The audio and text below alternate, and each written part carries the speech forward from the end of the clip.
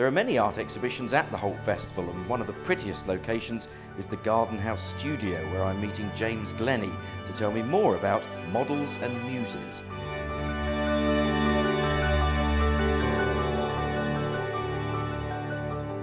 We felt that models and muses was a subject that I know has always attracted lots of people, the relationship, whatever type it is, between the artist and his model or her model and their muse.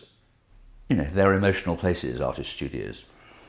And so we put together what we think is a really very interesting exhibition. Most of them are privately owned, with the exception of the Munnings. There are 3 things that are owned by institutions. And we have to approach a long time ahead. We have got a Rodin that is owned by the East Anglia Art Fund and so lives normally at the Castle Museum in Norwich.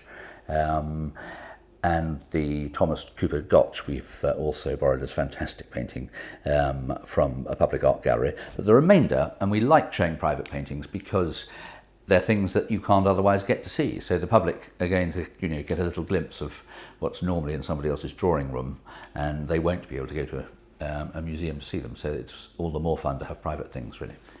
Well, Chris, this is the second exhibition I wanted to show you, which is called Egypt Through the Artist's Eye, and really is a homage to Howard Carter, the Egyptologist born near Swaffham, who discovered Tutankhamun.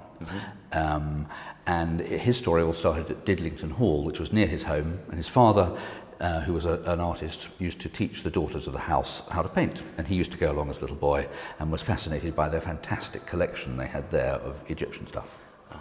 So that's where his interest in Egypt really started. Indeed, and this is a picture actually of Didlington with the 7 semkets outside, which are now the centrepiece of the collection of Egyptology at the Metropolitan Museum in New York. So one of the major collections in the world was just lying in the garden, or placed in the garden of Didlington Hall all those years ago. Mm-hmm.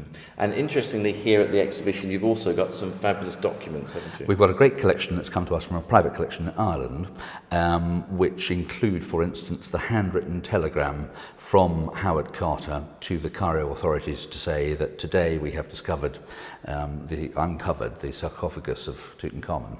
Which is a fantastic thing, There are lots of things that are related to it, but importantly, the very first object you see when you're in the first cabinet is a finial with Tutankhamun's cipher, because all the stuff from the tomb is in theory in Cairo Museum, but clearly 1 or 2 things got out in 1 or 2 people's pockets, and this is one of them.